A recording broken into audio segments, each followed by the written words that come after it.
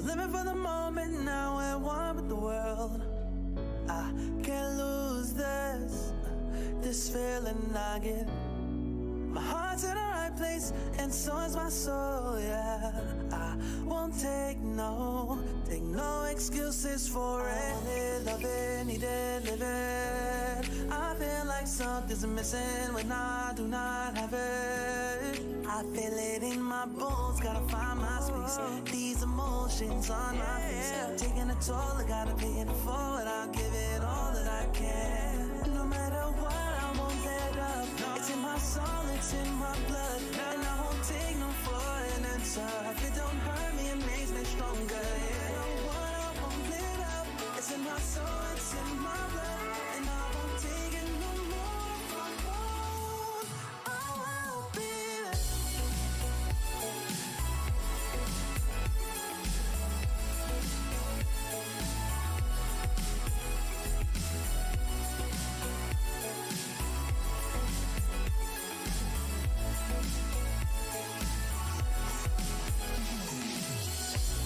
Just leave it to me.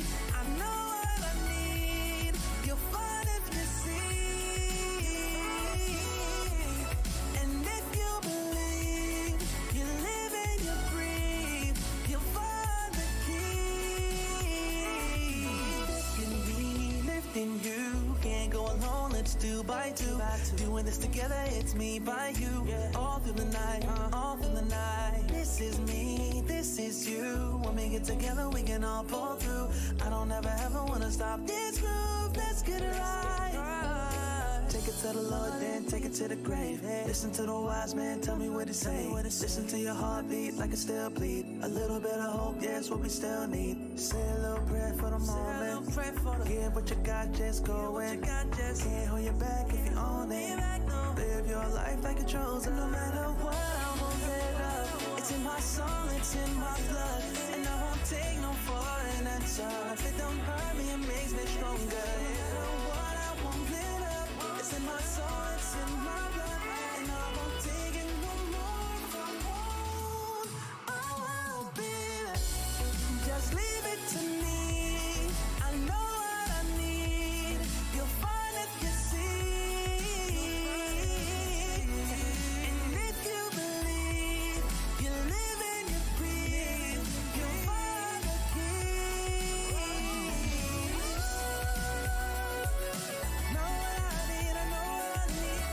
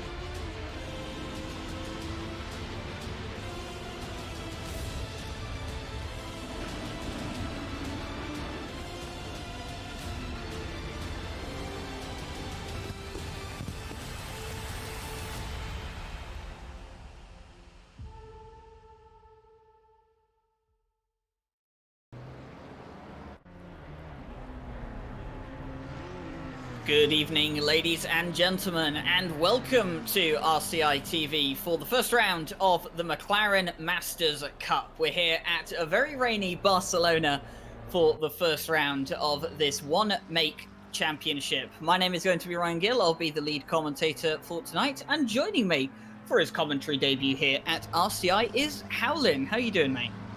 Hi, everyone. I'm doing great. Happy to be here. Looking forward to the race today. Awesome. So, yeah, this is the McLaren Masters Cup, and of course, as you can probably tell by the timing board on the left-hand side of the screen, it's all McLarens. We have McLaren 720S GT3s and McLaren 570S GT4s out on track here tonight.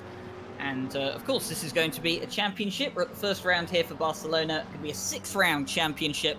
We'll be heading to Kyalami, Hungaroring, Suzuka, Spa, and Monza to end out the season. Of course, this championship running on a weekly basis, and we'll be having a 20-minute qualifying session followed by a 60-minute race here tonight. So a lot of work has gone in behind the scenes to get this championship up and running. It's a bit different to some of the stuff that we usually do, a bit reminiscent of the Porsche Cup, but bit of a different twist on it here tonight. And well, Howlin, let's dive into it, shall we? What are you looking forward to the most tonight? Well, I'm looking forward to, you tell me, Ryan. I don't know, is the race session going to be raining as well, or is it just for this practice session? Oh, well, we don't actually know, because obviously the weather can change throughout the course of the weekend. I do have the weather variability set to on, so it can change over the course of the weekend. It can change during the session. You can see right now at the top of the screen, set to heavy rain, and it's set to get harder as the practice session comes towards an end, but it could be bone dry by the time qualifying and the race comes around, and a lot of these guys will probably be hoping it'll be dry for the race at least. Yeah, I'm definitely looking forward to seeing how the drivers are going to adapt if the conditions do change. And also, given that we had a little bit of a shortened practice session, seeing if there's going to be any errors or mistakes made along the way.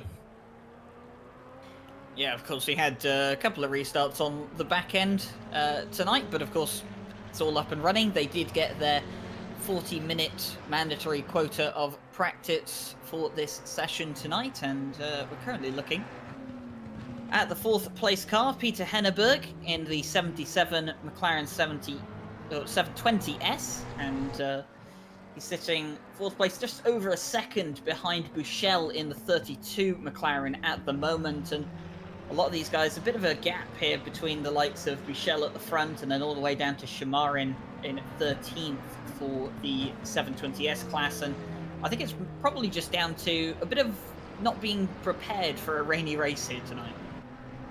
For sure. And of course, I'm going to have to give my obligatory apology. Going to butcher some names today. So again, just sorry in advance. Well, we kind of have a saying around here, is that you're never a true commentator if you don't butcher at least one name. And I'm guilty of it. Jesse Lee's guilty of it. George Smith is guilty of it. Our broadcaster for tonight, Jake Boswell, he's probably guilty of it at some point during his previous commentary career. So it's just something that if you don't do it at least once, you're never really truly a commentator. But I'm sure you'll find at least one name tonight that will pose a challenge, as I probably will as well, because I still get some names wrong at time to time. Oh yeah, looking forward to it. So another interesting point is, I know that the GT4 drivers, some of them signed up for amateur or silver splits, but the result today is that everyone from GT4 class is going to be racing in the pro split. Is that correct? Yeah, that is correct. Obviously, we didn't have enough GT4 sign-ups to warrant splitting them over both the Pro and the AM split, so unfortunately we've had to combine them both into one. Got a few people in GT4 absent here today, but yeah, we should still have some competition. There is still some names in there that I definitely recognize that will probably be trying to race each other as well, especially if we get a dry qualifying and race. I think the GT4 class won't be spread out too much, but of course, as it usually is with a lot of multi-class racing, a lot of the eyes are going to be on the top class, and practice is coming to an end now. We're just waiting for the last few cars to cross the line. It's going to be Joe McCauley that rounds out the practice session at the top, a 153.8 here in these very, very damp conditions. We will now be moving on to qualifying, and qualifying is going to work a bit different here for the McLaren the McLaren Masters Cup. So the first 9 minutes of qualifying are reserved for the GT4 cars. Now, of course, this is to split up the classes to make sure that each class is not going to be infringing on each other's qualifying session, because it hampers the lap time of both classes.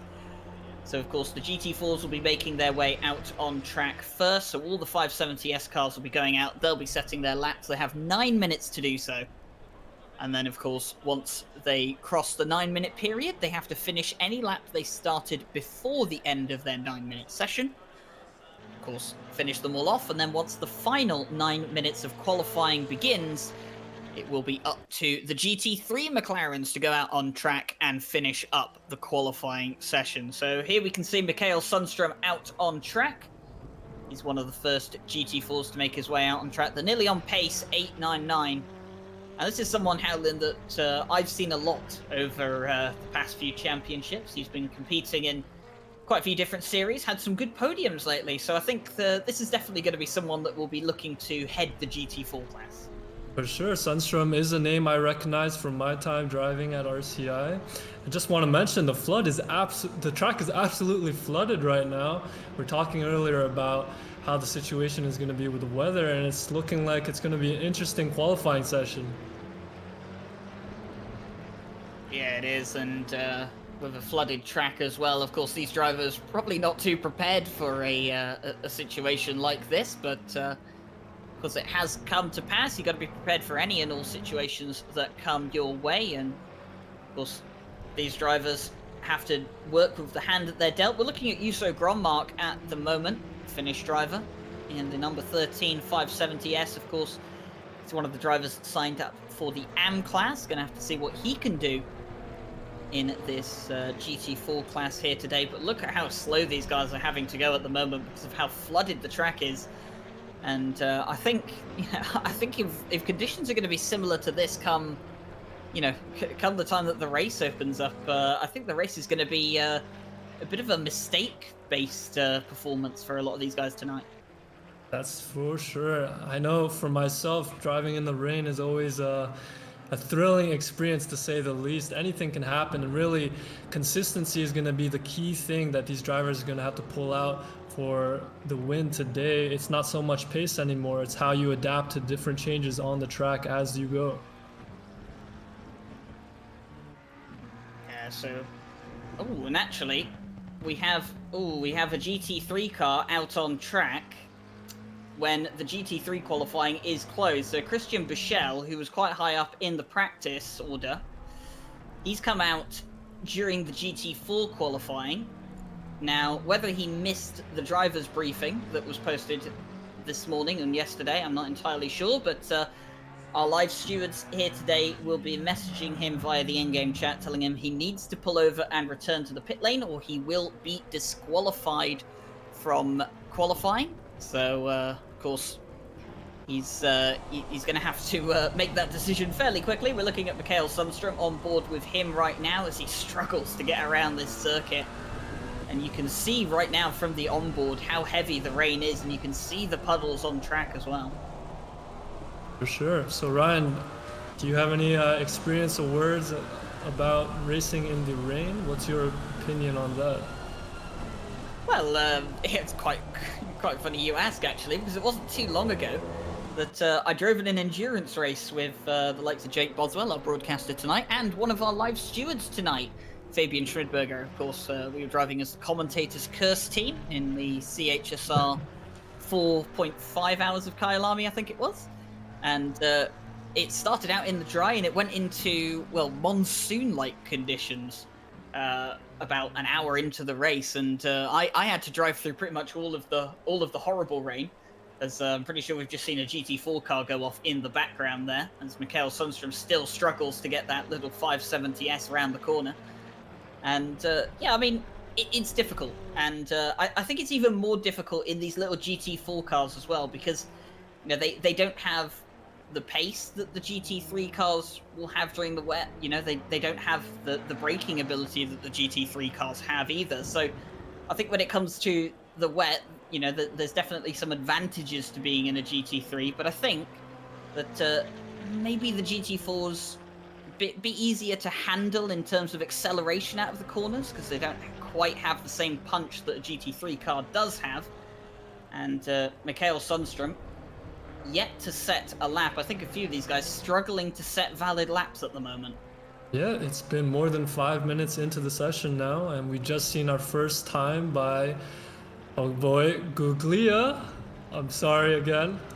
He's posting a 2 minute 8 seconds, 0.8. And we're just starting to see some lap times getting filed in as we speak.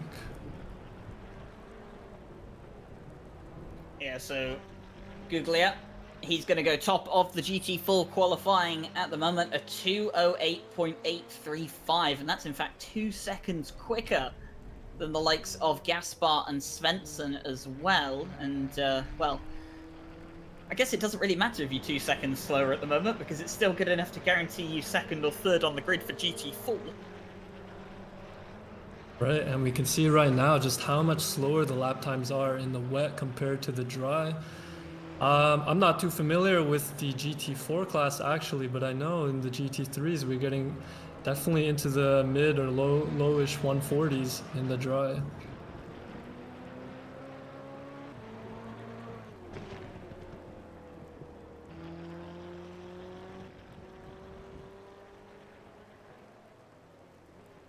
So as we continue to look on, Vidimari, he's puts his car up into second place. Svensson finding it a bit difficult down there as well towards Verth, and he's going to go off track, invalidate his lap, and he doesn't really have too much time to go around and start another lap. He will have enough time to start another lap, but that will be his final lap, and it seems a few of these guys at the moment just struggling to get the car around. And I think if I was in their situation right now, rather than pushing for a quick lap time in conditions like these, I think I'd probably just be trying to push for one valid lap first, and then maybe just try and go for a quicker one after that. Right, these drivers only have just over 9 minutes to put in a lap. Really, there's not a lot of room for error. Better just get something in rather than nothing.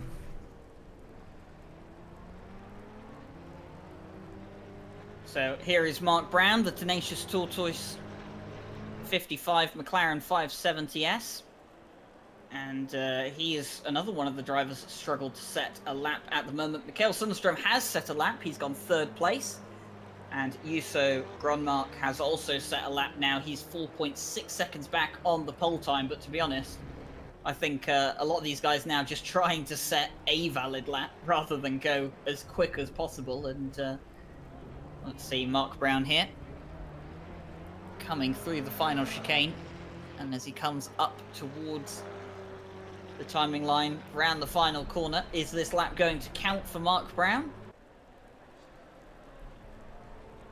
Yes, it will. It's going to be 5.8 seconds off the pace, but it won't matter because it still puts him ahead of two of his GT4 competitors as we switch back to Mikael Sundstrom.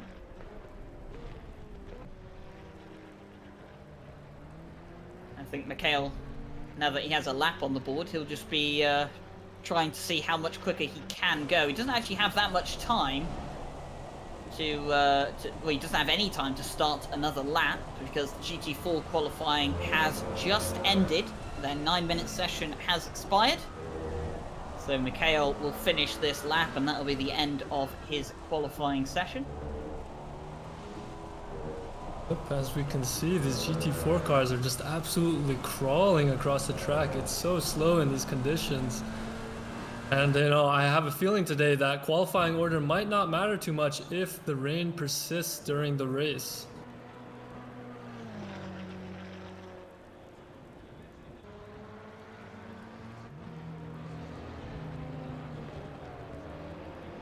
So Mikael Sundstrom did improve on his lap time. He puts himself up to second place.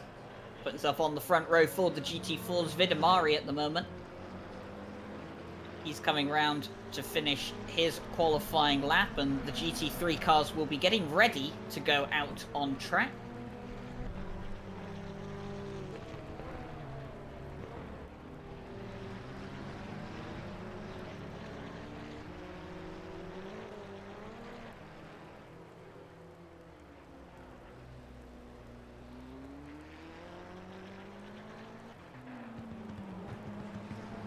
So Ryan, are you expecting any drivers to be at the front of the pack today? Well, drivers I'm expecting to be at the front. Well, obviously, I mean, I was expecting Mikael Sundström to be at the front of the GT4 pack, and that has come to fruition now. So, sitting second, although he has gone back to the pit lane now, as we've just seen the car 32, which is Bushell, disqualified from the session. That'll be the McLaren that was out on track earlier during the GT4 qualifying. And Hilicalio actually has gone pole for the GT4 class by 27 thousandths of a second. But can Guglia from the nearly on pace team, can he fight back? Has he got a response here for Hilicalio? He'll cross the line. And no, he does not. That will be the end of his qualifying session, as you can start to see the GT3 cars come out on track to start their session.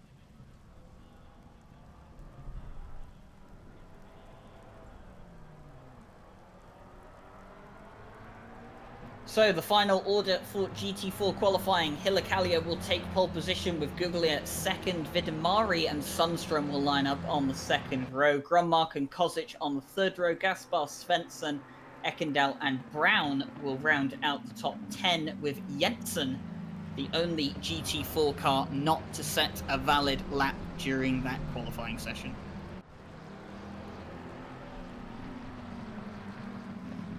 So with that done and dusted, the GT3's out on track. We're currently looking at Bart Matcher from the Connection Lost Racing team. He raced in the 3 Hours of Nürburgring this weekend. Didn't do too bad of a job in the pro class. And I think these are definitely not going to be conditions that he was probably expecting tonight. That's for sure. And another thing I'm wondering is how many of these drivers have a wet setup ready to go for today's race. It's definitely a lot different than what you're going to have to do for the dry setup. Yeah, it is. And the one thing that could catch a lot of these guys out is obviously if the qualifying is going to be flooded like this and then the race ends up being dry. You know, if you've put a lot of work into that wet setup expecting the race to be wet, then of course it isn't wet. You know, it's it kind of you know, puts you on the back foot a bit. So yeah, a lot of these guys, hopefully they do have a dry setup prepared and ready in stock, or if not, I assume a lot of them will probably just run the default aggressive. But here we come for the start of the GT3 qualifying session. And a lot of these guys bunched up together here at the moment. This isn't really what they wanted, of course. Oh, and a car just goes flying into the barrier. Yeah, that was one of the orange McLarens. I'm not entirely sure who that was. Who was that? I think that was Robar in the 22. Yes, it was. He's gone back to the pit lane. So, getting all out of control coming out of the final corner. I think he just caught a bit too much of the curb, and with how flooded the track is at the moment, some of those curbs are going to be lethal.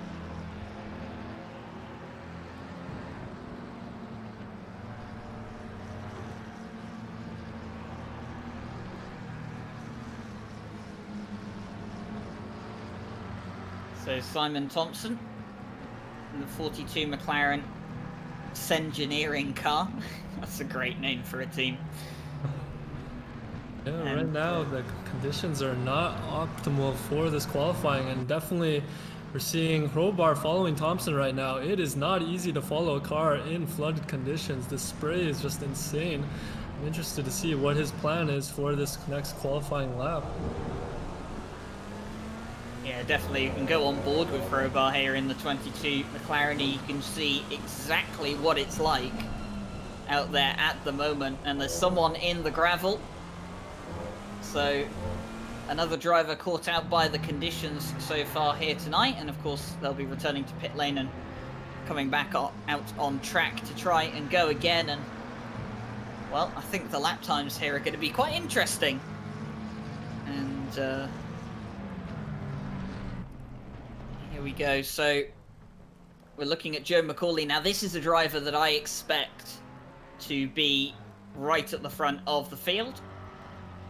Of course, one of the drivers that we see at the front of a lot of our championships, the ICGT Championship and the Thursday Multi-Class Championship, for the classes he raced in there respectively.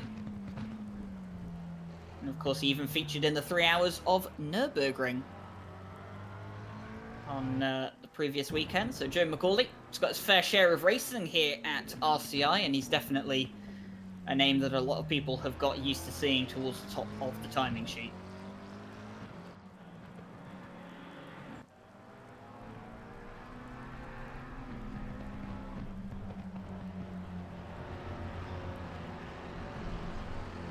So Ryan, do you have any experience driving either the GT3 or GT4 McLaren?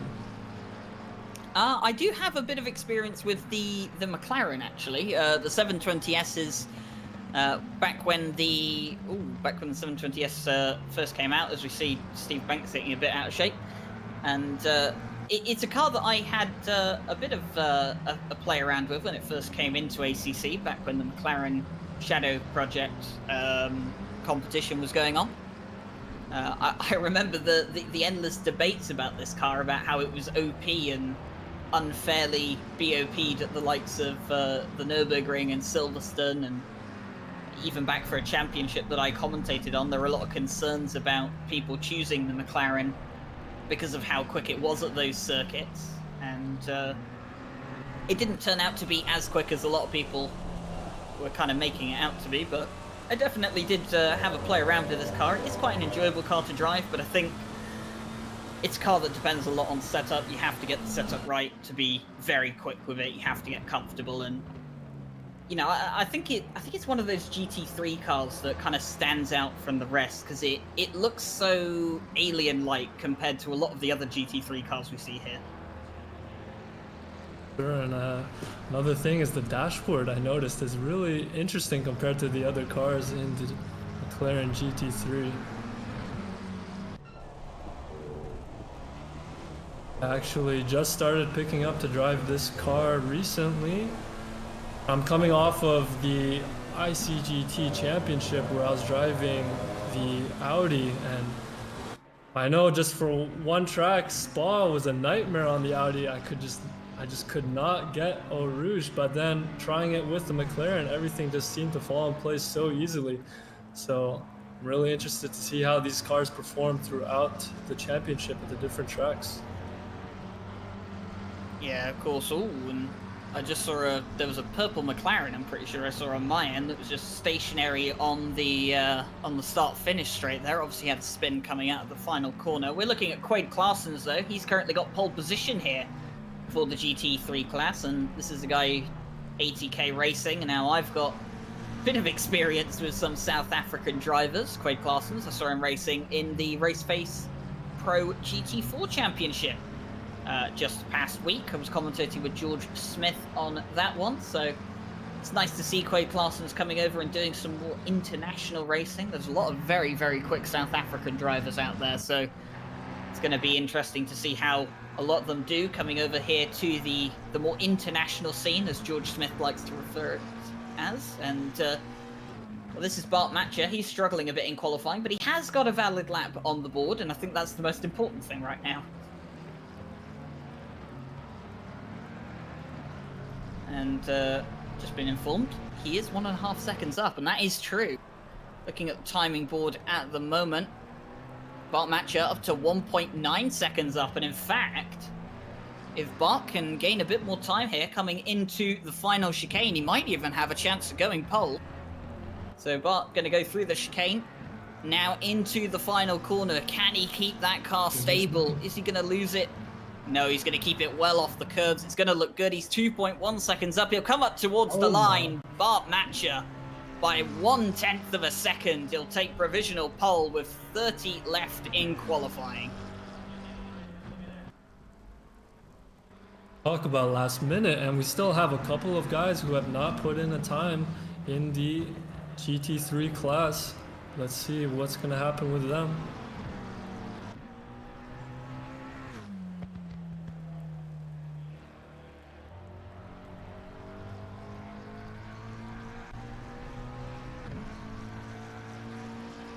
Joe McCauley relegated to second place, but still on the front row. He'll probably want to change that, and looking at the moment, he is a 10th up on his time, and he's going to be in the final sector. This is one of the really tricky parts of this circuit. You have to get it so right, carry the pace as quick as you can, and we often see it in some of the qualifying sessions for prototype and Formula One style series that you have to save as much tyre as you can for this final sector. But of course, here in the rain, not going to be saving any tyre whatsoever as Joe McCauley loses it through the final corner, and that's not going to be an improvement on his time, and his qualifying session will come to an end. So Joe McCauley will not have the chance to take pole position off of Bart Matcher. And he was 6/10 up on that lap time, so that has definitely cost him big. Jan Matthias is 0.4 of a second up, and he's going to be looking to see if he can make up any more places. 0.4 of a second would put him 4th, and that would do him well, putting him on the 2nd row of the grid. Quade Claessens has finished his qualifying session. He won't be improving. Bart Matcher is still out there, but he's now coming into the pit lane. He's not going to be improving his time, so Jan Matthias comes round the chicane and into the final corner. Is he going to hold that McLaren nice and steady? It looks like he is. Ooh, bit of a squirm on the exit, but he's 7/10 up. He'll cross the line. He'll put himself 4th and on to the 2nd row.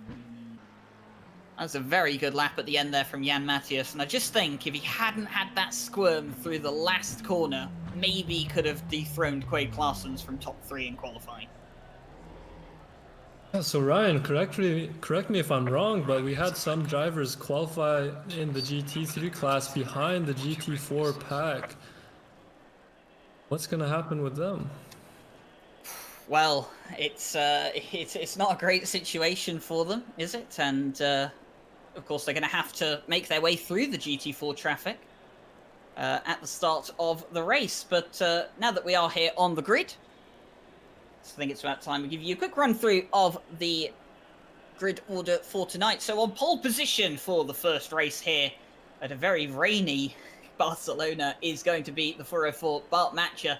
He'll have Joe McCauley alongside him on the front row. The 2nd row of the grid will have Quade Claessens in the 124 McLaren, and then Jan Matthias alongside him after that incredible lap at the end of qualifying to move him up a place.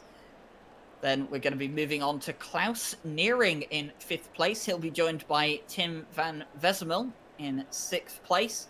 Marcus Stein in 7th. We'll have Andre Shamarin alongside him in 8th place. And Steve Banks and Aton Koivalainen will be joining him to round out the top 10. The rest of the GT3 field that did set a qualifying lap will be Crowbar, Bentz and Simon Thompson to round out those GT3s. And then we come on to the GT4s, and one of the GT4s will be starting alongside a GT3 car. Has an advantage there of not worrying about those directly alongside him. That's going to be Hilacalio on pole for GT4. Guglia will be behind on the 2nd row for GT4 with Vidamari alongside him. Sundström will start 17th, 4th overall for the GT4s with Gronmark alongside him.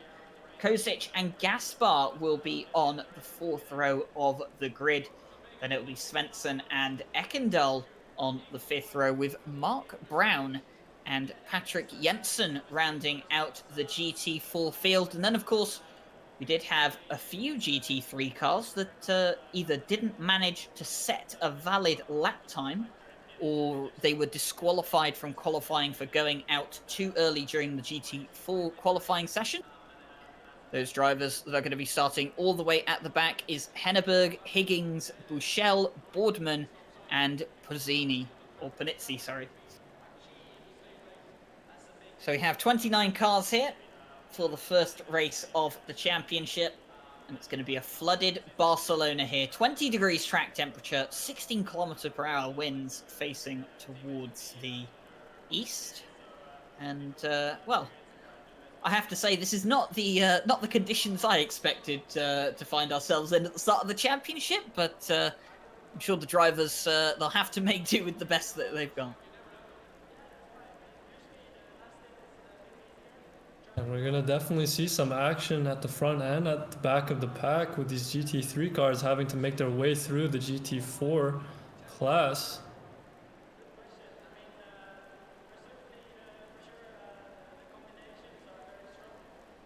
It'll be a tough one. 1 hour of wet racing. Not sure how many of these guys were anticipating these conditions, so excited to see what happens. Yeah, of course, a lot of these guys would have been preparing for a dry race, but as it was specified earlier on in some of the pre-race chat, that the conditions can vary.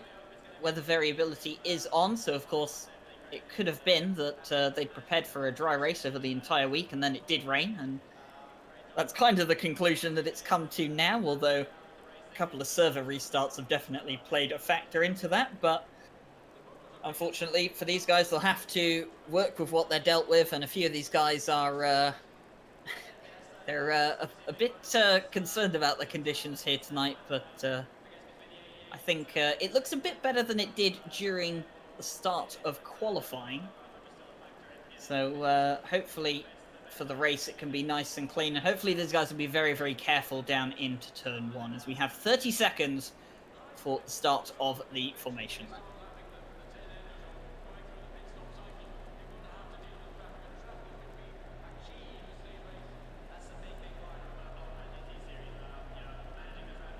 Yep, so hopefully these guys are making any last minute adjustments that they need to do. And I don't know, what was your experience, Ryan, with the default wet setup? I always find that that setup is terrible for the rain, especially with the traction control. I find that it's always set way too high. So these guys definitely need to bring something out other than the default.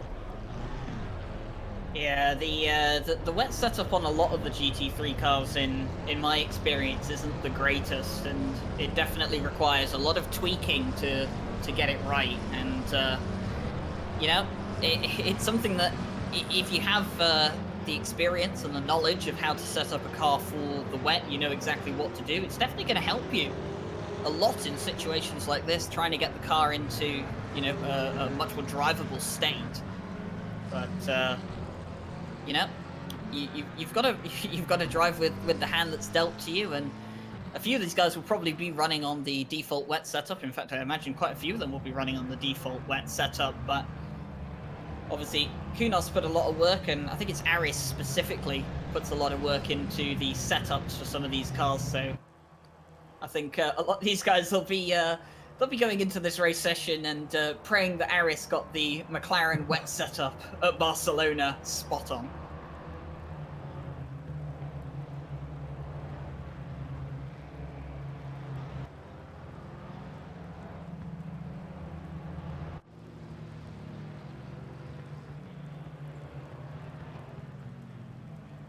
We're out on the formation lap right now, and it definitely looks like everyone's trying to keep it safe, not really worrying too much about the tires and their temperature right now.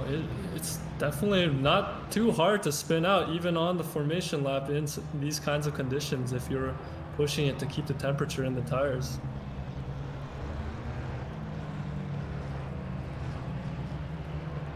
I remember I had a race back at Nürburgring where I was in pole position on the formation lap and spun out on the formation and went all the way back to the back of the pack. Definitely do not want to see something like that today.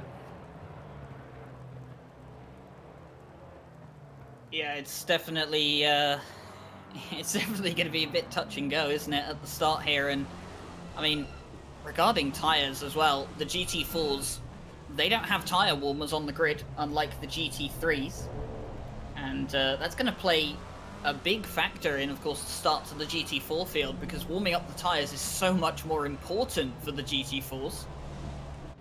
And well, if they don't have those tires warmed up and those brakes ready to go, they're going to find out pretty quick that they're not ready down at turn 1. But obviously, hopefully everyone will take it nice and careful down there as well, because it is absolutely pouring down. Flooded conditions here at Barcelona. It is 10:07 in the morning.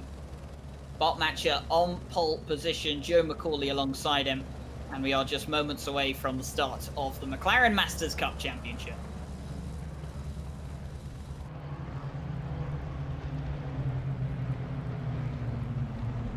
So 2 by 2 they go, and they will crawl towards the line now. Everyone just making sure that they are in position and correctly poised for the race. And we are green for the start of the McLaren Masters Cup. Bart Matcher seems to have got a bit of a slow start because Joe McCauley is going to be past him before they get to the braking zone. By the looks of it, he's going to be alongside him. He's going to be on the left-hand side of the track, the ideal line coming into turn 1. Joe McCauley is going to carry the momentum, and he's going to be past Bart Matcher through turn 1 and 2. Yeah, so far so good. Looks like everyone's keeping it clean, at least from what we can see. Yeah, I'm looking at the track map at the moment, and it looks like everyone has got through cleanly. Some of the GT3 cars starting to make their way through the field of GT4 cars, but it does not look like there's been any incidents at all down into turn 1. Oh, I can see right now, Boardman has a 15-second penalty. Yes, he does, and I had a look at the quick stewarding report just before the race. That'll be a 15-second time penalty for use of in-game chat during qualifying session. Of course, we have a ban on the in-game chat during qualifying and the race, as it can interrupt drivers during the session. So, for speaking, or typing rather, during the qualifying session, he has been given... And that was Joe McCauley, in fact, wasn't it? At the top of the circuit there it was. The leader, Joe McCauley, at the top of the circuit, just losing it ever so slightly. And a lot of these guys having to avoid him. And I think he has managed to get it turned around. And Bart Matcher's now gone off as well. So he's lost the lead of the race. Quaid Claessens has taken over the lead of the race. We haven't even got round 1 lap. Oh my God, We've had 3 changes for the lead already.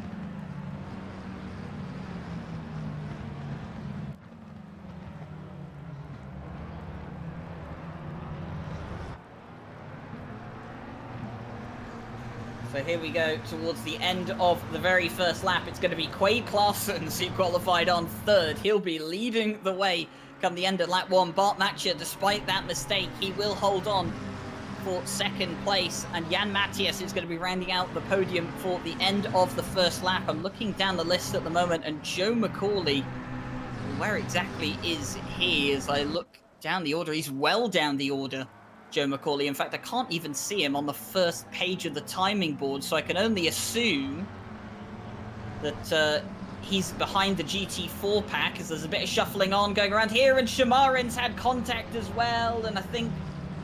Yep. And I think that's the 7... Oh. Is that the 11, was it, of Wismel spinning around? I'm not entirely sure. We'll get an update on that as the timing board updates, but it's Quaid Claessens that leads at the moment, the South African driver taking advantage of other people's mistakes, and he's got 1.2 lead at the moment on Bart Matcher.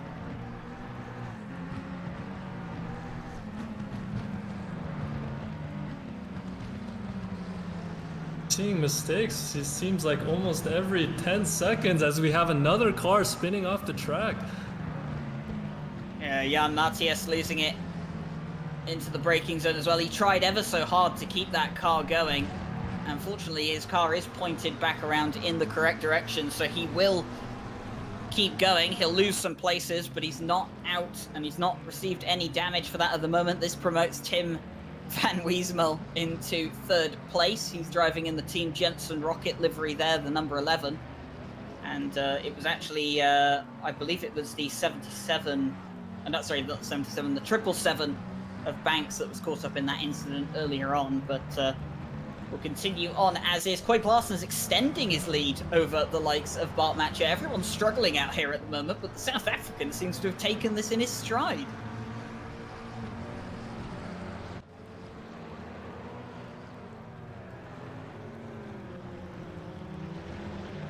Yeah, like I was saying earlier, really, when it comes to the rain, you just got to keep the car planted on the road. Don't try to do anything too crazy.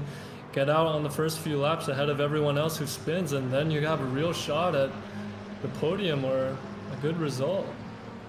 Yeah, and the GT4s, they're still close together after the first few minutes of the race. A few GT3 cars between them. But Hilakalio is still leading the way in the GT4 class. Sundstrom behind him, and Kozic there in 3rd. Vidamari was quite high up, but now he's far down. I'm assuming he's probably made a mistake or maybe had some contact somewhere. And we've just seen Wayzemal off, and he's just gone wide. I don't think there was contact there between him and the green McLaren, but well, if there were any incidents, I'm sure the stewards will get around to them eventually. But I have to say, I think any incidents that probably do get reviewed today by our live stewarding team, they're going to have to take them with a bit of a pinch of salt, because the conditions out here are quite intimidating as well. And well, Nearing has put himself up into third place due to the mistake from the number 11 car, and I think today this is going to be a battle about survival of the fittest. Joe McCauley is down in 21st, by the way, after that mistake he made on the opening lap. Yeah, and we're nearing the third lap for a lot of these guys, and it looks like the pack is still pretty close together. We're seeing action at almost every single corner, overtaking, and track position changes almost every corner.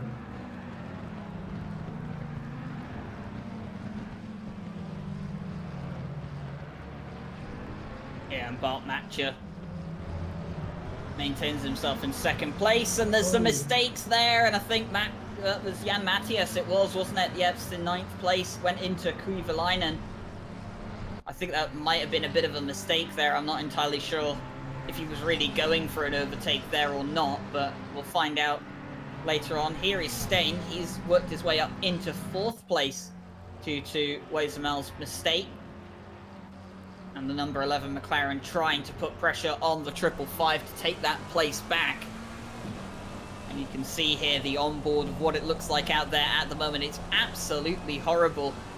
And a quick reminder here that all of these guys have a mandatory pit stop to serve today. They have to come into the pits and take a required 1 litre of fuel minimum for their pit stop. So they have that to think about at some point during the race as well. But I'm pretty sure that the pit stop is going to be the last thing on their mind at the moment. Yeah, and just to reiterate, tire change, I believe, is not mandatory for today's race. That is correct. A tyre change is not mandatory, so they don't need to change tyres. And, well, I don't really think any of them will be thinking about changing tyres. I think these wets should last them the full 60 minutes fairly easily, and I don't think anyone will be switching to slicks anytime soon. Oh, and we have Van Weesmel right up against Steyn. It's so hard to keep close to cars in these kinds of conditions. Really, let's see if he's going to make a move anytime soon. Yeah, definitely struggling. I think kind of conditions that you have at the moment, if you're going to go for an overtake, you have to be 100% sure you can make it stick and you're not going to punt someone out of the way. And like I said, the live stewarding team here tonight, they will be looking at any and all incidents around the circuit that have been caused by contact. So if anyone does make a punt to pass move, they will be punished for it as the stewards deem necessary. And of course, we do say a big thank you to our stewarding team who commit a couple of hours of their time every week to basically just punishing people during the races. But no, they do a fantastic job. And here we can see Hilacalio. He's being passed by Bentz. He's one of the cars that was quite far down at the start of the race. He qualified right near the back, and you can see the rest of the GT4 field there following in stern. A few of them breaking up now, but not any massive gaps between the GT4s yet. Yeah, a lot of the action is still really close together. Now we're nearing lap 4 for the entire grid. Oh, and we see a car in the back spin off to the side on the straightaway.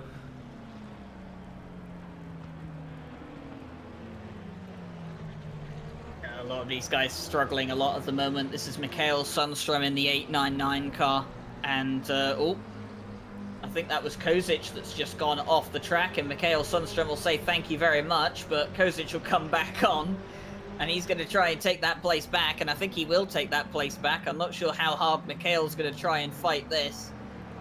And he's going to be on the outside. Ooh, the way that 570S just squirmed into the braking zone gives you an idea of how awful the conditions are out there at the moment. By the way, Guglia in 19th, he's actually come in and served his mandatory pit stop already. So he's got his mandatory pit stop out of the way and done right from the start. Not sure if he had damage or whether he's just thinking about the long game and going for a massive undercut. But he's got himself some clear air at the moment, which I think considering the conditions, he'll actually quite like not having someone spray in front of him. Exactly right. That definitely might be the strategy he was trying to pull out. Trying to get some open air, no one around him, less distractions to deal with in these terrible conditions.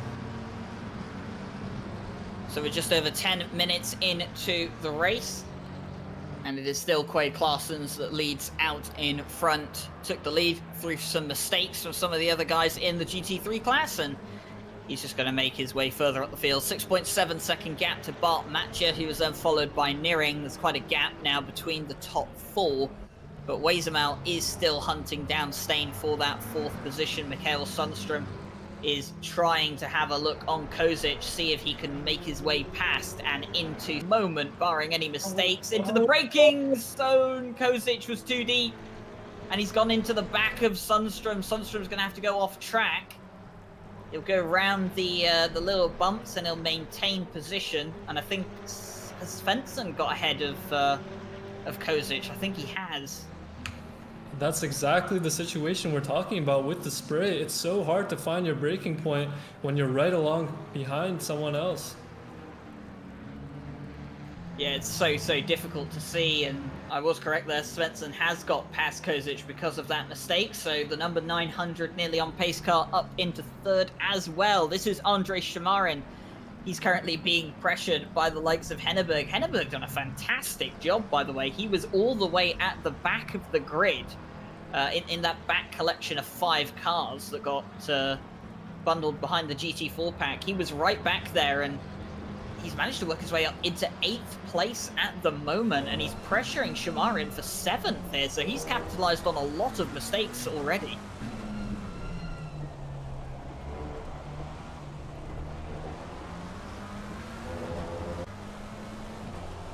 I really think that's going to be the name of the game today. Just wait for other people to go off track, make a spin, do something, anything wrong. Really, as long as you stay planted, it's all you need to do well in a wet race. Henneberg flashing his lights as we're looking from the back of Shamarin's McLaren. He's going to be on the inside coming into turn 1. Is there going to be contact? I don't think there is. I think Shamarin just about held it on.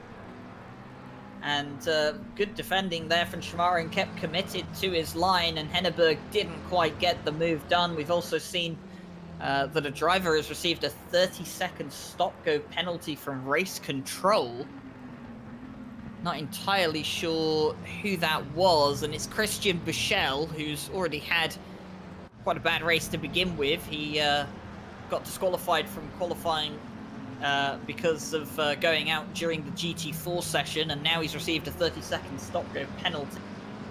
I believe the stewards will be giving us a bit of an update as to why he's received that shortly, but we're looking at Jonathan Bentz now in the 310, and I think he's just getting passed by the recovering Joe McCauley, who this is very much a recovering race for him at the moment after spinning out on the opening lap. Took the lead early on, but found himself outside of the top 20 come the end of the first lap, but he's back up into 14th, so it's a good recovery so far.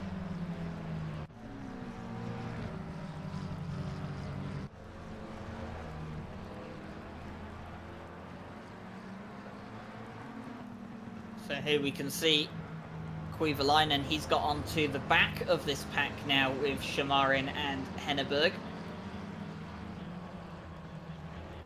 Henneberg, he's been pressuring Shamarin to try and get past. Now he's going to have to deal with the 725 McLaren behind him.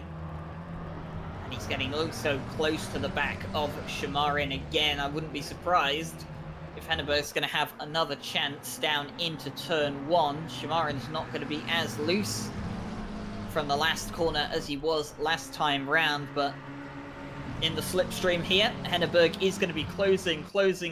Is he going to move out for a move? He's going to have a look. No, he's going to stay on the inside, but Shamarin's lost it in the braking zone, and Henneberg has as well.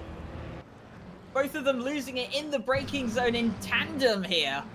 And you can see Shamarin just loses the back end there, and then you'll see ever so slightly there in the background. Actually, no, you can't see it actually, but Henneberg lost it as well. But Henneberg has actually maintained position over Kuivalainen. Shamarin's lost a place on both of them.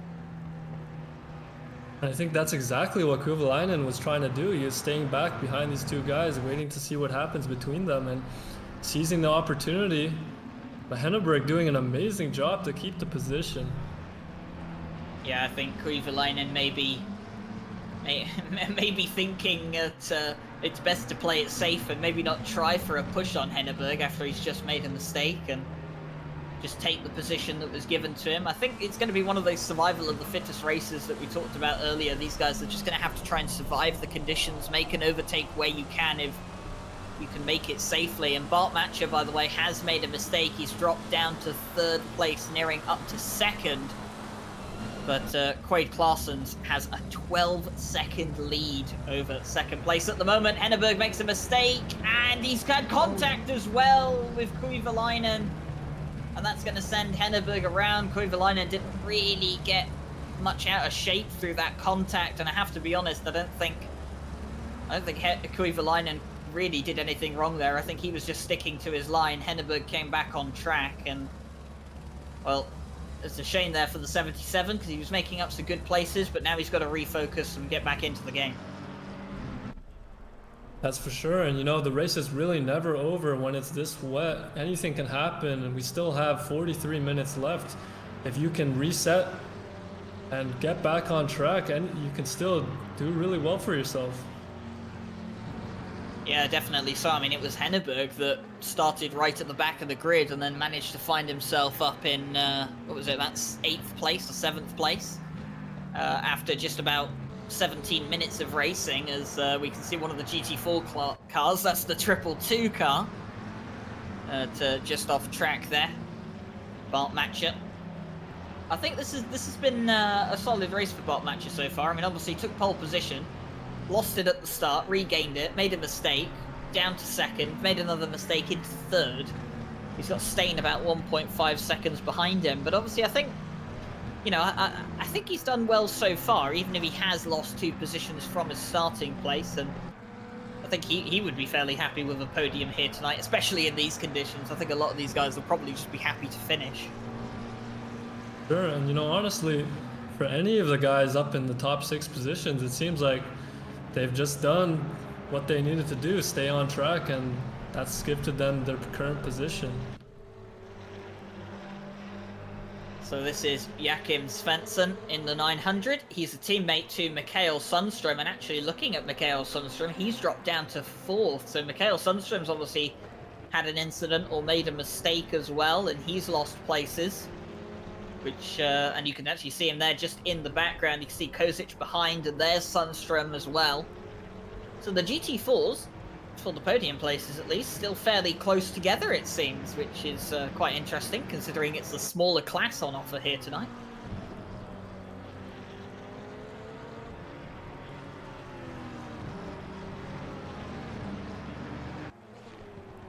So the weather not looking like it's going to be improving any. The forecast saying that for the next 30 minutes at least it's going to stay flooded, and I think these guys are probably going to be sinking into the long haul that it's going to be a fully flooded race and just going to have to try and be as consistent as possible. But I think, I mean, Howlin, I mean, what's your experience with driving in conditions like these and trying to stay consistent with this kind of weather? It's a real physical task. You're constantly battling the wheel, trying to adjust and counter steer for any slipping and sliding. It's definitely takes all that you got out of you. You really have to be hyper focused, and we still have 40 minutes left in the race. We might see some more mistakes coming at the end when the concentration just starts slipping. You never know what's going to happen. Yeah, and a few of these guys will probably be feeling it a bit more than others. I know Mikael Sundström for a fact. He got a Fanatec DD1 base fairly recently, and he's been adjusting to how different a direct drive base feels to a normal belt-driven wheelbase, and I'm sure he'll be feeling all the forces of all the twitches that his car's going through over the course of this race. A good workout for a few of these guys, and I think as Kozic made a bit of a mistake, he's got a bit wide, but not too wide, and Sundstrom now closing back up, and he's going to have a look into turn 3, and I don't think Kozic is going to fight this too hard. In fact, the way he committed to the outside line very early on, I think he was saying, look, you can have it, I'm not going to fight this, I'm just going to hope you make a mistake and I'll take the place back later, although he's having a bit of a look on the inside, but nothing doing there.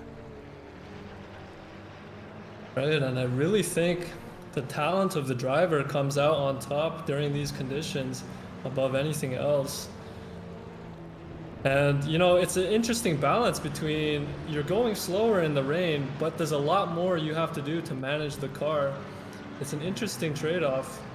We're seeing it play out right here today with all these cars going off track, spinning off, bumping into each other.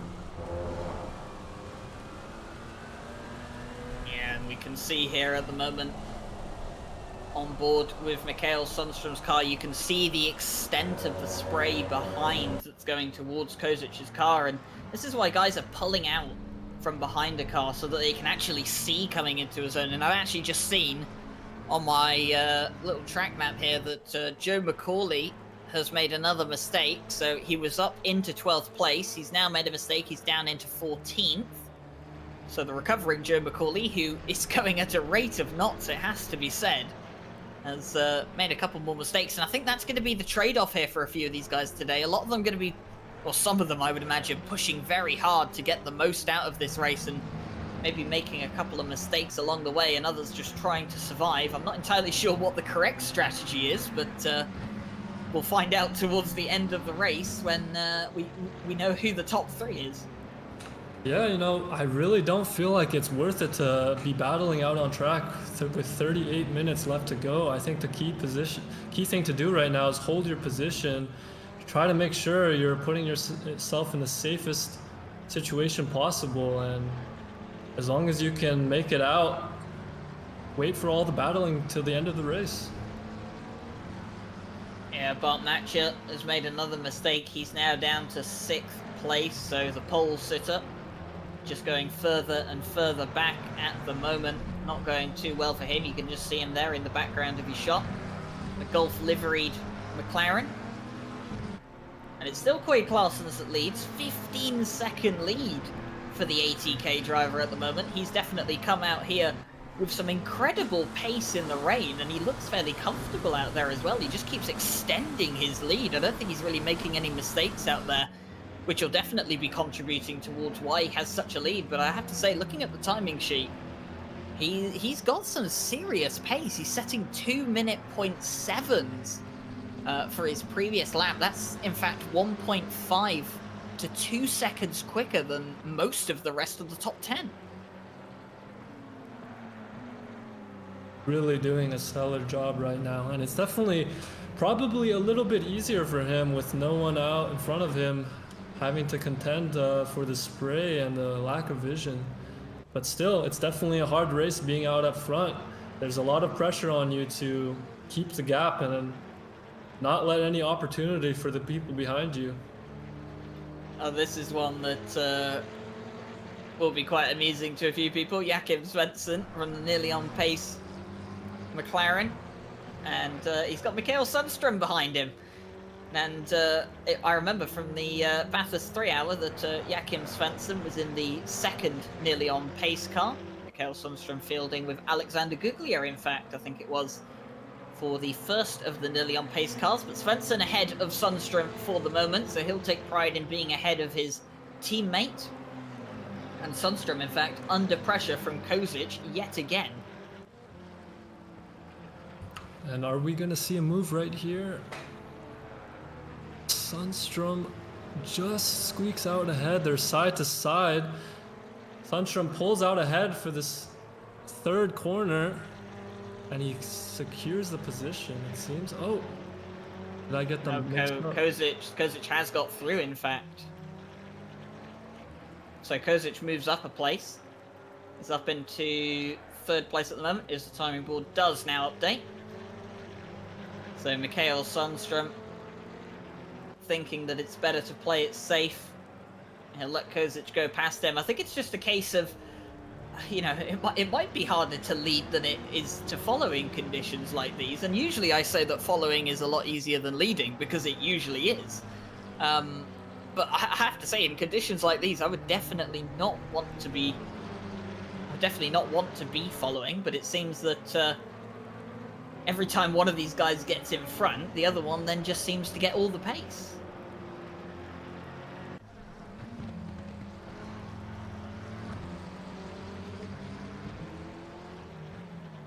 So Bartmatcher into the pit lane for the GT3s. And Boardman is also in the pit lane. Boardman will be serving his 15-second time penalty during his pit stop.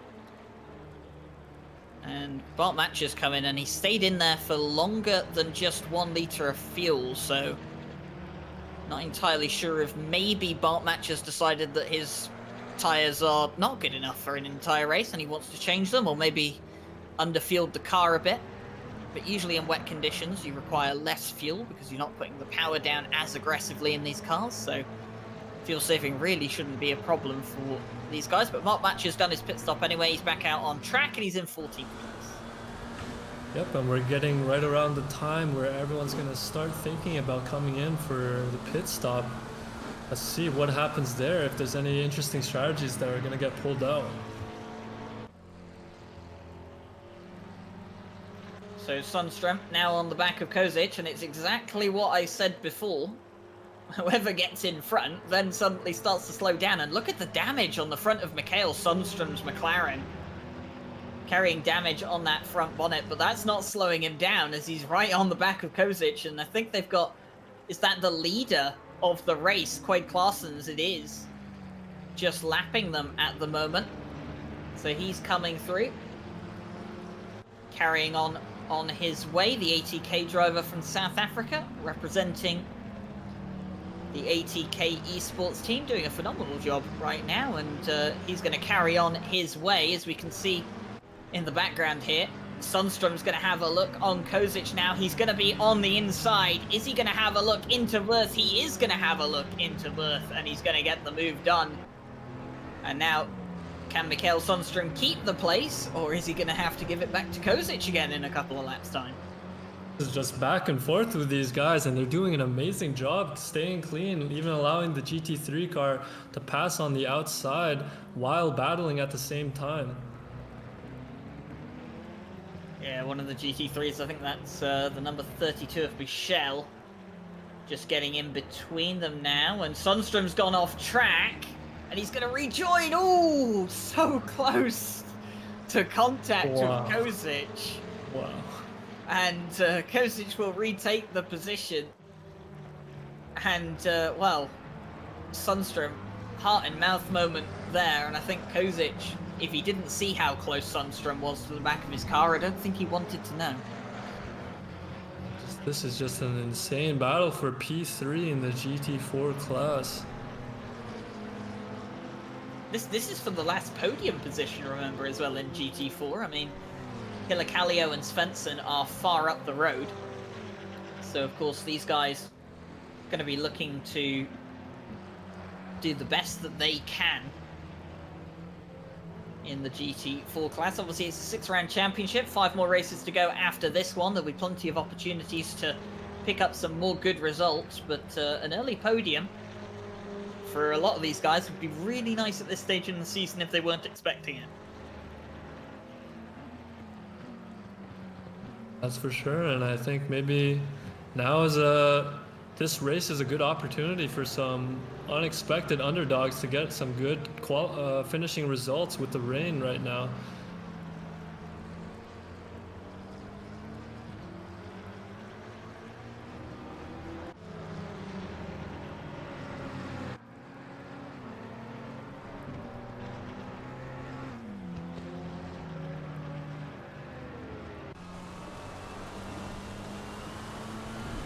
Now, it seems like the field is spreading out right now. Everyone's in their own little zone. But like I said earlier, right around now is when people are going to start thinking about entering for their mandatory pit stop. You might see some guys getting bunched up once again.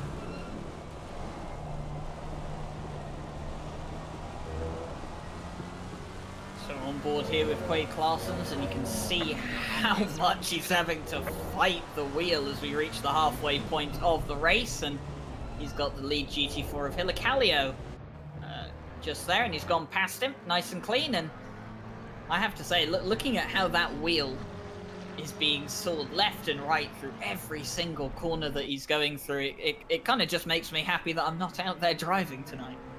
Yeah, you know, I think that's really just the optimal way to do it. You have to constantly be working that wheel to find where the grip is on the track. And we'll see right now. You gotta keep going back and forth. Figure out where the car sticks. And it's really a physical battle. Well, he's definitely doing it better than everyone else out on track, that's for sure. 23-second lead for the likes of Quade Claessens, and despite the fact we've only had half a race, beyond any mistakes that put him into the wall, I think he's probably got this race fairly wrapped up early on, and he's just going to be trying to bring it home safely now and get a really, really good result on the board in the first race of the season. Looking down the rest of the top 10, Nearing in second, Stein in third, Hrobar fourth, Kuiva-Leinen fifth, Shamar in sixth, Thompson seventh, Henneberg eighth, although Henneberg has just made a move for seventh place, Weizemel in ninth, and Banks will round out the top 10 for the GT3 class. Hilicalio leads the GT4s from Svensson, and Kozic as Henneberg goes for a spin, and he's had a little bit of contact there with Weizemel. Was that... I think that was completely on his own, wasn't it? Yep, just lost the rear end, and around she goes.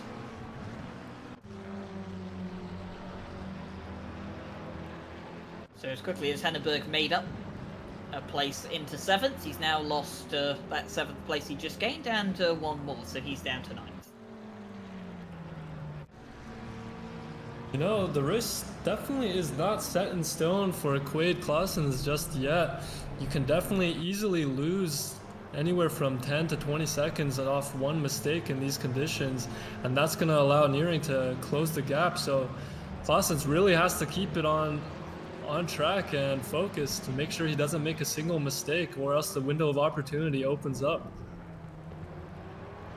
Yeah, definitely. Oh, as one of the GT4s, I think that was Svensson, has just slowed down dramatically there, and one of the GT3 cars, I think it was Nearing, went into the back of Svensson there. I'm not entirely sure what happened. It seemed like the GT4 of Svensson slowed down incredibly quickly,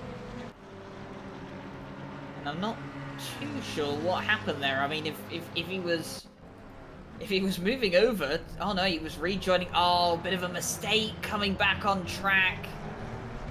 Just caught one of the anti-cut curbs coming back on track, and it slowed him down a lot. And of course, the number 23 of Nearing, he wasn't expecting it at all.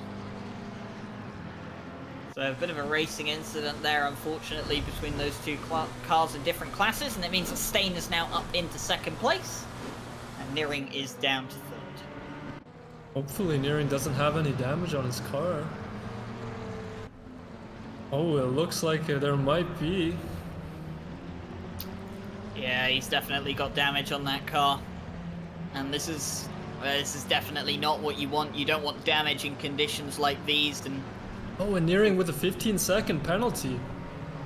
He has been given a 15-second penalty, and the stewarding report for that, hang on a minute, number 23, lap 12, turn 10, so that was about 4 laps ago. 15-second penalty for being involved with car 23. I'm pretty sure that must be a typo there, because I'm not entirely sure you can penalise someone from being involved in an incident with themselves, but I'm sure we'll get a query on that fairly soon, and I'll update you on the stewarding report as it comes in. Yeah, definitely interested to see what happened about that, because that definitely completely changes Nearing's strategy. He has to contend with this huge gap behind him now.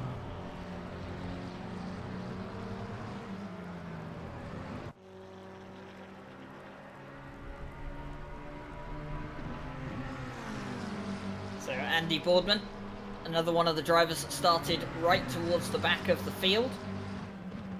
He was one of the drivers that got disqualified for going out in the GT4 session, and he's had a bit of contact with Joe McCauley, and he's been spun around.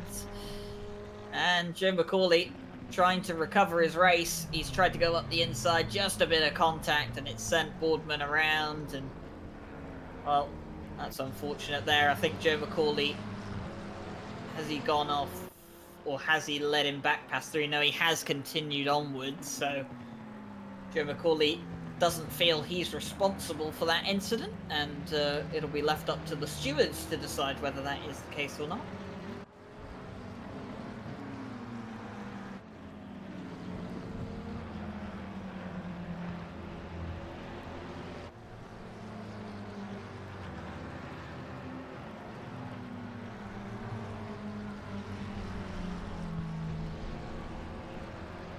We're starting to see now some of the guys on track have come in for their mandatory pit stop, while of course the front of the pack is still all out, having not done their pit stop. The order is definitely a little bit mixed up right now.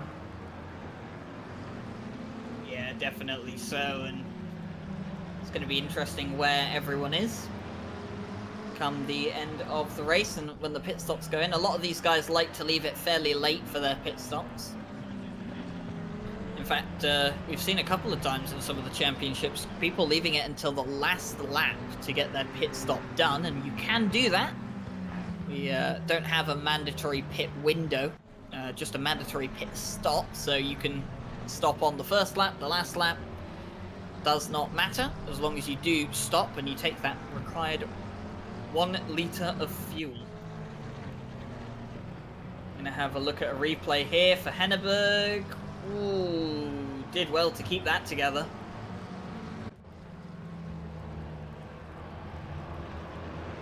Could have been another spin for the 77 McLaren, who has worked his way up into 7th place yet again.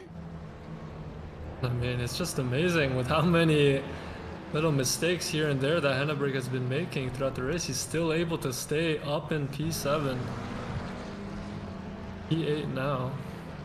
He's lapping in the 201s for his lap times, Henneberg, and of course lapping in the 201s means he's faster than pretty much the entire field ahead of him, apart from Kuivalainen and Quade Clarkson. So he's definitely got the pace, but it's just not quite coming together for him in terms of consistency and not making any mistakes at the moment. But if he keeps going at the pace that he's going, I think he's got a good chance of being in the top 5 come the end of the race, even with these mistakes. Well, you know, those lap times might be reflecting the difference in strategies between these drivers. Some guys out in front might be playing it more safe and it's paying off for them, while we see others that might be pushing it, and it's coming at the cost of making all these mistakes throughout the race. So you might have faster guys in the back trying to compete up against the slower guys who just managed to stay out in front without making any mistakes.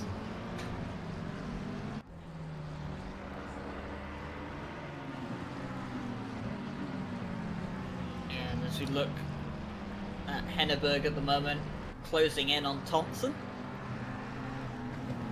Going to be hoping to work his way into 6th place. Shamarin's only about 5.2 seconds up the road, so with the pace that Henneberg has, if he can get past Thompson, he should be able to close in on Shamarin for that 5th place. And he might even have a decent chance of a podium if a couple of the guys further up make some mistakes, but it's going to be a lot of work required for Henneberg to get anywhere near the podium, and I think a top 5 is probably the most realistic scenario for him right now, but he sits 1.2 seconds behind Thompson, and you can see the spray there as we're on board with him now. And you know, this is, I think, one of the worst parts about, you know, racing in the wet. I usually don't mind racing in the wet as long as it's not like this. I mean, I've seen worse conditions than this before for a race, and you know, it really does put you off not being able to see, you know, 5-6 feet in front of you, especially on a track like this. Some heavy braking zones, especially down into turn 1 here, if you can't see your markers.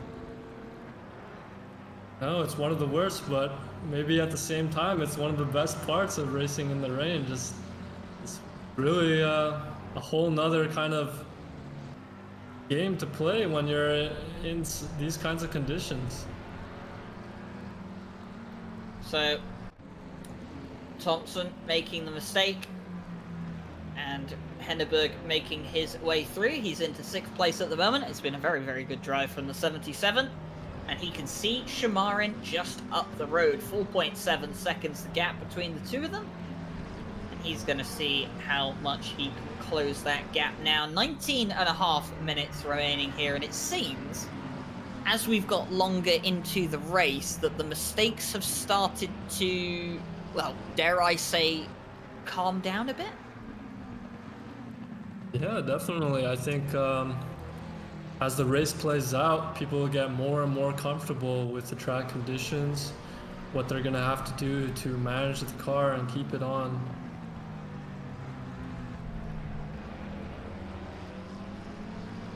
So Jan Matthias sits 10th. He is the highest placed of the GT3 cars that have made their mandatory pit stop, and he's going to be looking to finish quite high up the order. He has Stain behind him right now at the moment in the 555. Stain, remember, was in the podium places earlier on in the race. How long ago it seems that was a thing. Bart Matcher in 12th as well. He's doing well in terms of the cars that have come into pit lane to complete their mandatory pit stop and be looking to gain a few places.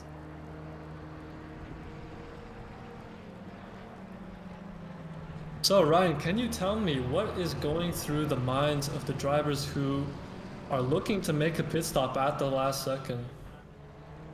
Well, a lot of the mentality that I've started to understand from these guys making their pit stops at the very last lap is that if you're into a rhythm, you're comfortable, you're driving well, you're not getting stuck in traffic, the last thing you want to do is come into the pit lane and interrupt that rhythm.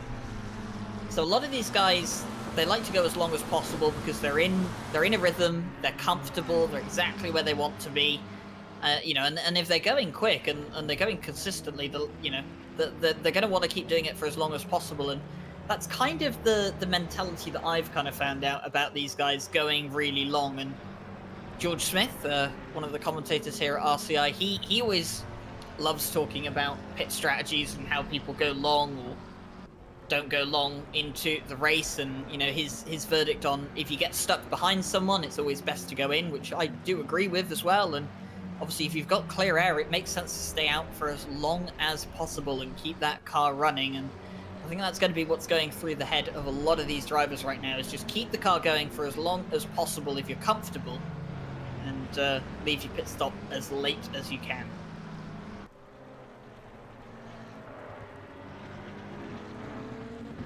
Well, I'm not sure if we already mentioned this, but Kovalainen looks like he has a 15-second time penalty. Do we have any information on that? We do. Lap 8, turn 12, so that was quite a while ago, in fact. That was 13 laps ago.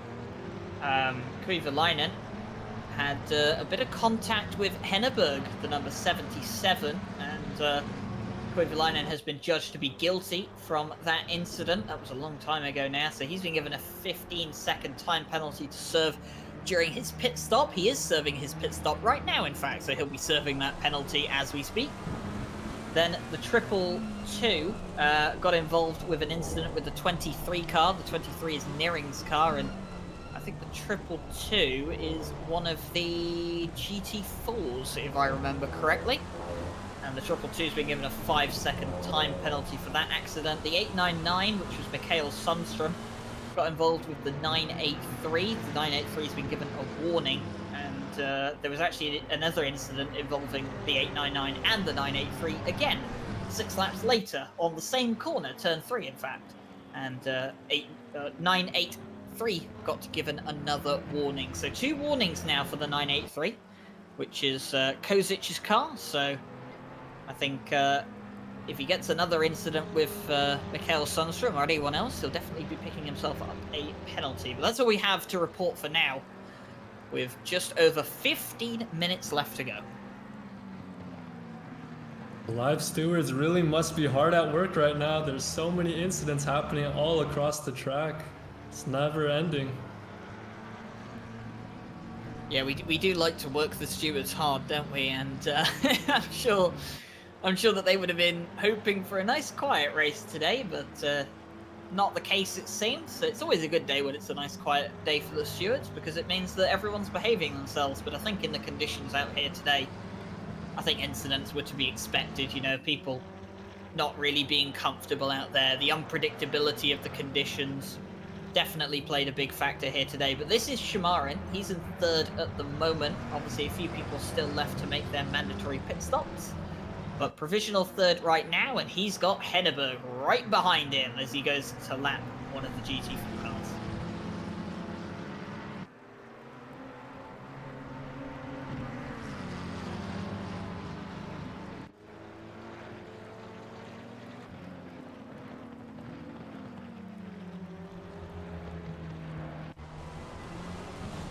So on board with Henneberg now. And you can barely see Shamarin's car in front. You can just to say see the left-hand side of the rear wing on the diffuser. There's not really that much that you can see from that car. And are we going to go on the splitter cam now? This is a fantastic camera angle. You're going to see all the spray being kicked up. So you drive out of the corner, the spray gets bigger and bigger, and the car becomes even less visible. Now we're looking back on the diffuser of Shamarin. He goes a bit wide. That'll allow Henneberg to close up. And I kind of get the feeling here that Henneberg's probably going to have a chance this lap or the next to get past Shamarin. You know, Ryan, I was just thinking, I'm not sure if this is modeled into the game physics, but is there a chance that a lead car is clearing some of the water off of the surface of the track, making it a little bit easier for the following car to grip and stay close? Well, I wouldn't know the ins and outs of obviously the ACC physics and everything that is modeled into the game, but as far as I was aware, judging by some of the stuff I've seen on Aris's live streams that he does about ACC, and he showed off the I don't know what you'd call it, the rain model, the wet model. I'm not entirely sure what the proper term for that is, but he actually showed up how the water builds and builds up over the course of time, and how there's water in parts of the drainage areas of the tracks and stuff, and it builds up as, you know, time goes on and as the rain gets heavier. And I wouldn't be surprised if that is something that is modeled into the game, and that might be an explanation as to why a lot of the following cars, at least, seem to be a lot quicker in a straight line. Right, that's exactly what I was thinking about.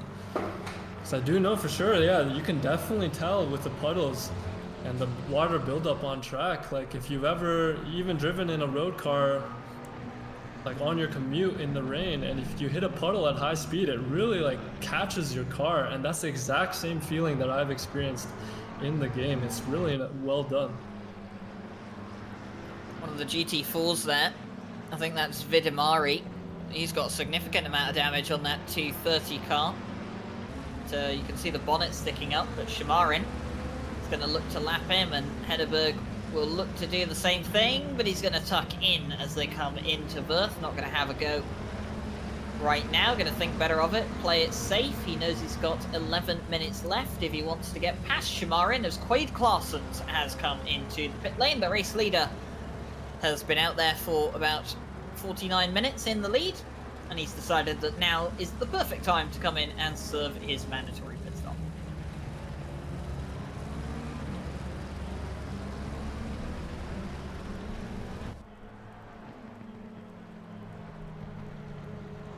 Aaron doing a great job not cracking under the pressure of Henneberg, just right on his tail.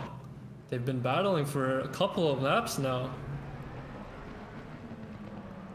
Yeah, Shamarin doing a very, very good job to keep Henneberg behind, especially. Oh, but Henneberg has now come into the pit lane. He's going to try and undercut the McLaren. Obviously thinks he's quicker, knows he's quicker. And he's going to come into the pit lane, serve his mandatory pit stop, and hope that he can jump Shamarin in the pit lane. He's not being held up by the car behind. So he's going to serve his mandatory pit stop. We'll find out where he comes out fairly soon. A lot more of these guys obviously filling in for their mandatory pit stops. Claessen's came in, served his pit stop, and came out ahead of Nearing. So the race leader maintained track position despite his pit stop. He's probably going to be about 40 seconds up the road by the time all of these guys are done serving their pit stops. So I think Quade Claessen's, it's just, well, I won't call it a casual Sunday drive to the finish line, because I don't think you could have a casual drive in these conditions, but I think for him it's just going to be a nice, a nice, you know, smooth, careful drive to the finish. Yeah, you know, that's exactly what we were talking about earlier with the pit strategy. One of the advantages of holding off to pitting later in the race is that if you do ever get stuck up behind someone you think you are faster than, and they also haven't pit, you can take that opportunity to undercut them, try to get ahead off the pit strategy. Yeah, we're looking at Jan Matthias at the moment. He's following Kuivalainen, but Jan Matthias has got a 15-second time penalty, which will be added on at the end of the race, as he's already served his mandatory pit stop. So Kuivalainen knows that even if Matthias gets past him, he has to stay within 15 seconds. Shouldn't be too difficult. You can see Henneberg there behind him, so he's come out in 9th place. Pole sitter Bart Matcher is down in 10th, and Joe McCauley, who of course he took the lead at turn 1, then had a plethora of incidents throughout the course of the race. He's down in 13th. He also has a 15-second time penalty added on to the end of the race, as does the GT4 leader as Shamarin comes into the pit lane. So Hilakalio's got a 15-second time penalty. And if my calculations are correct, that means that Svensson and Sundström are going to be 1 and 2 at the moment.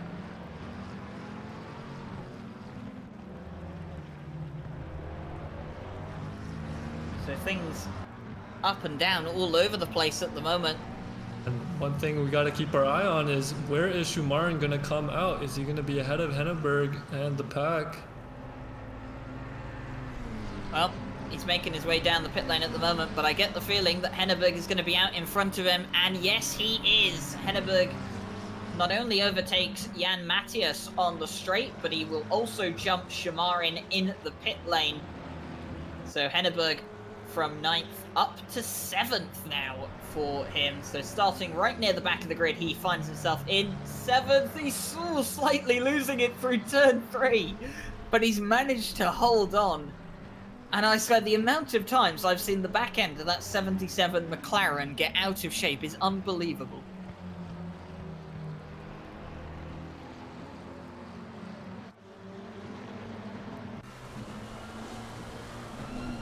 No, a lot of the time, these guys are driving on the knife's edge. You just go a little bit too far, it could be disaster. So they're really pushing it right now as we come into the final minutes of the race.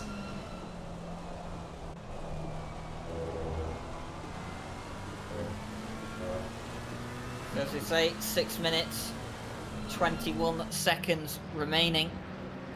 It has been quite the race of attrition out there today, with a lot of people making mistakes, but one man that definitely hasn't made mistakes is the leader, Quade Claessen's, as he continues onwards. Nearing is in the pit lane.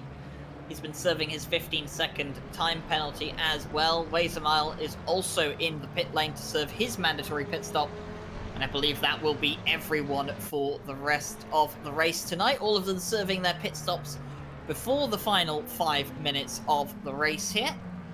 And now we're going to see a true reflection of what the actual order of the race is, with about 5 minutes to go.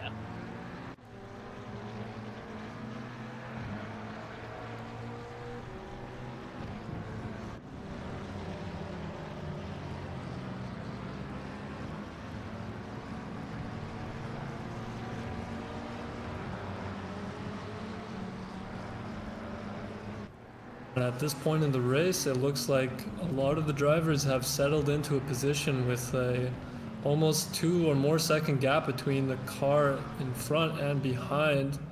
So now It's really a matter of not making any single mistake and just securing your current position. Yeah, something that isn't going to have a big gap between it, though, is the battle for third. Stain and Nearing, just about half a second between these two, and I get the feeling that Nearing might just be a bit quicker than Stain at the moment, so there could be a battle for the podium place going on here towards the end of the race in the GT3 class. And I'm looking at the moment at the GT4 class, and as it stands at the moment, Svensson and Sundstrom would jump ahead of Hilakalio once Hilakalio crosses the finish line because of that 15-second time penalty. So right now, the nearly on pace cars will be taking a 1-2 in the GT4 class, and I think that'll be a job well done for them today. If they can come across the line with that. Stain starting to pull a bit of a gap now to Nearing behind, and I think there is a bit of a battle going on for 13th place at the moment as well, as Boardman's only about half a second behind Wesermeil. Made a bit of a mistake by the looks of it there as well, and that's allowed that gap to open up just a bit more. Whoa, and there goes Boardman. The 69 losing it in the braking zone. Did he touch? Oh, touch the curb. And there she goes. That's what I was talking about. If you make that mistake, that's one position just gone like that at the end of the race, and there's nothing you can do about it. Yeah, definitely not good for the likes of Boardman. He didn't lose any time, though. He had a massive gap to Panizzi behind. Or Panizzi, sorry. And that's not going to cost him any time, but it will mean that he won't be able to challenge Wesermeil for 13th place. And, geez, remember back when Wesermeil was in the top 3? That was a long time ago. This race has, well, the order of the top 3 has changed more frequently than most people go to McDonald's at the moment on a weekly basis, but Quake Larsens has been the one consistent man in the top 3 so far, and he's leading the race.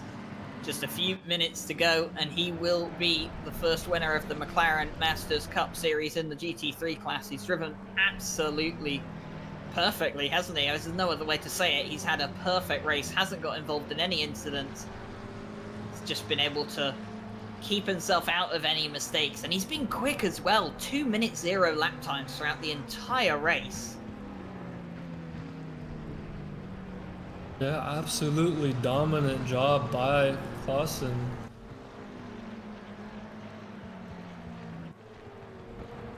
And of course in GT4, Hilakalio, he's driven a very, very good race in GT4, but he won't be getting a win for it as it stands right now, because he's going to be losing out to Svensson and Sundstrom with that 15-second time penalty. So Joachim Svensson, as it stands right now, is the class winner at the moment, provisionally, with a minute and 40 seconds to go. He's actually got the leader of GT3 just coming up to lap him again. Quake Larssen's having a look. Which way does he need to go? He's going to go on the inside as they come down towards the hairpin now. Nice and easily done. Svensson not making it difficult. Larssen's making sure that he gets it done nice and cleanly.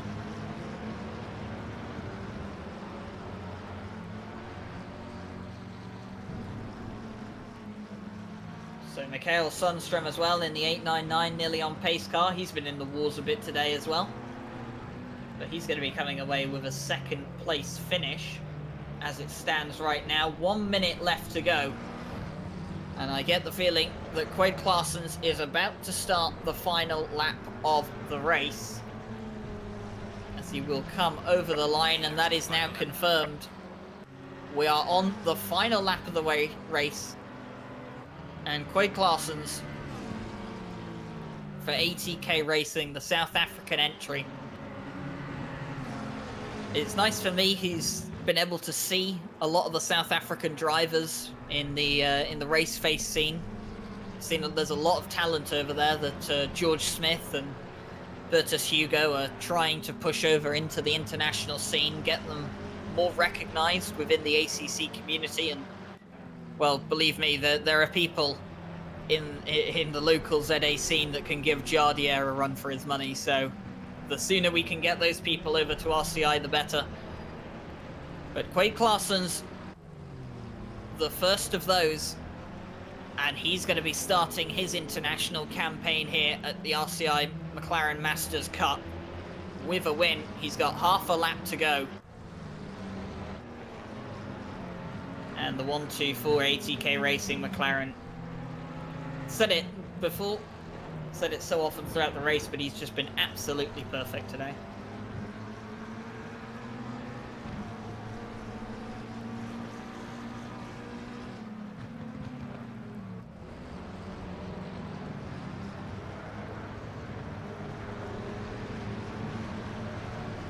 So we'll keep an eye on what's going on in and around the circuit, see if any overtakes are going on. But I tell you what, the one thing we know for sure, the one position that is guaranteed right now is that of Quade Claessen's. He's got the chicane and one corner to go. Qualified on third, took the lead early on, has driven to perfection in flooded conditions here at Barcelona. He's shown them all how it's done. And he'll win the first race of the McLaren Masters Cup. Dominant performance from Quade Claessen's. He'll take a well-deserved win. And he'll be hoping to carry that pace into the rest of the championship. Finishing in second place, well, in fact, second place at the moment in GT3 is almost a minute back from Quade Claessen's, but it's Peter Hrobaert at the moment. He's got an 8.2 second gap to Marcus Stein. And it looks pretty comfortable for Hrobaert at the moment, assuming he doesn't make any mistakes. And I think he'll just be cruising up behind the 91 McLaren of Panizzi to finish this race. Just to confirm for you that Hillicalio did cross the line. And Svensson and Sundström finished within 15 seconds. So that means that Svensson is your GT4 class winner. Mikael Sundström and then Hillicalio rounding out the podium. Kozic finishing 4th place in the GT4 class. But 2nd place will go to Peter Hrobaert. Very well done for him. Kept it clean, kept it composed, kept out of trouble. And he's picked up a good 2nd place finish for himself. And Marcus Stein has lost it through the final corner. The man that would have been taking a 3rd place here. He's not going to take 3rd place. It's going to be Nearing that takes 3rd place. Stein makes a mistake on the final corner, and it's cost him not 1, not 2, but 3 places on the line. Oh my god, you hate to see it. The final corner. Well, you called it all race long that it could happen. And it has happened right at the end, and Marcus Stein, well, incredibly frustrating for him. The rest of the top 10, Kuivalainen will come 4th. Henneberg will get that top 5 as Joe McCauley comes across the line in incredible fashion, hitting the wall. Stein will finish 7th. Stein 6th, Matthias 7th. Bart Matcher will recover for 8th from pole position.